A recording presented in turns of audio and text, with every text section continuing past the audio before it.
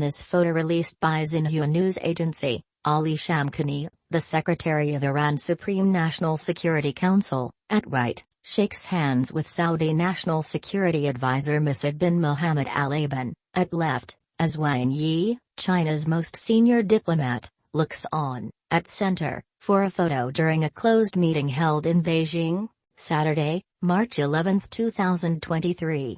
Iran and Saudi Arabia agreed Friday to re-establish diplomatic relations and reopen embassies after 7 years of tensions. The major diplomatic breakthrough negotiated with China lowers the chance of armed conflict between the Mideast rivals, both directly and in proxy conflicts around the region. Luo Xiaoguang, Xinhua via AP. Iran and Saudi Arabia agree to restore ties after China brokered talks. Iran and Saudi Arabia, the two great oil-producing rivals of the Middle East, have agreed to restore ties and reopen embassies 7 years after relations were severed. The agreement came after Chinese brokered talks held in Beijing. As a result of the talks, Iran and Saudi Arabia agreed to resume diplomatic relations and reopen embassies. Within 2 months, Iran's state news agency IRNA reported, citing a joint statement. Riyadh cut ties with Tehran after Iranian protesters attacked Saudi diplomatic missions in Iran in 2016 following the Saudi execution of the revered Shia cleric Nimr al-Nimr. The rivalry between predominantly Shia Iran and Sunni Saudi Arabia has dominated Middle East politics in recent years, spreading into Syria, Iraq, Lebanon, and Yemen. Our News, which is linked to Iran's Supreme National Security Council, posted footage of Ali Shamkhani, the council's secretary, with a Saudi official and China's most senior diplomat, Wang Yi. After implementing the decision, the foreign ministers of both nations will meet to prepare for exchange of ambassadors, Iranian state television said. The agreement has potentially wide implications for the Iran nuclear deal and the civil war in Yemen, where the two sides are locked in a proxy war, and shows the new determination of Saudi Arabia to conduct a foreign policy independent of the West. The Saudi press agency confirmed the agreement, which said the two countries had agreed to respect state sovereignty and not interfere in each other's internal affairs. The statement also said Riyadh and Tehran had agreed to activate a security cooperation agreement signed in 2001, Hussein Amir Abdollahian, Iran's foreign minister, said. The return of normal relations between Iran and Saudi Arabia provides great capacities to the two countries, the region and the Islamic world. The neighborhood policy, as the key axis of the government's foreign policy, is strongly moving in the right direction, and the diplomatic apparatus is actively behind the preparation of more regional steps. Talks between Saudi Arabia and Iran on a potential reconciliation have been continuing for years, mainly in Iraq. So it comes as a surprise that the deal was sealed in China.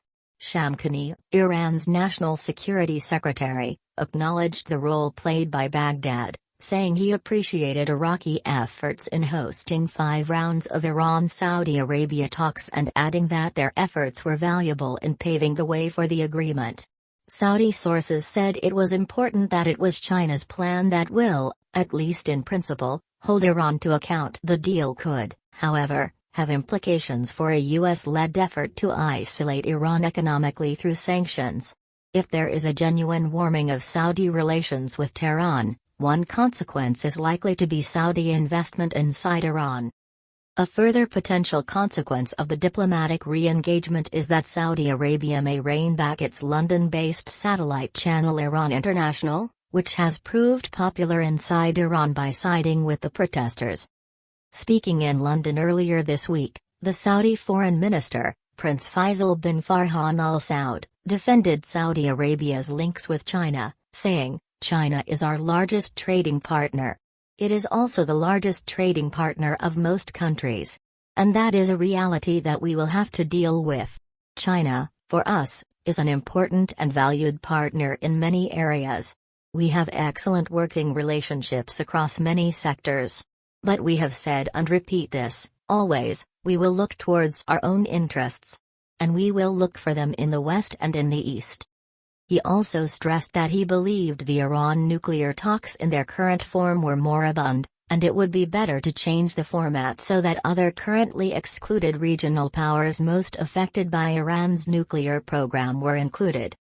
Prince Saud added that he did not think the Saudis would have any additional demands about Iran's civil nuclear program than those currently posed by the West, but said, "I believe we can, when we are at the table, make it quite clear to the Iranians that this is not just a concern of distant countries, but it's also a concern of its neighbors. Those neighbors would move into seeking better normal relations. So if we make clear that this is part of reassuring us, I think that may help them find it more acceptable to engage in such a process."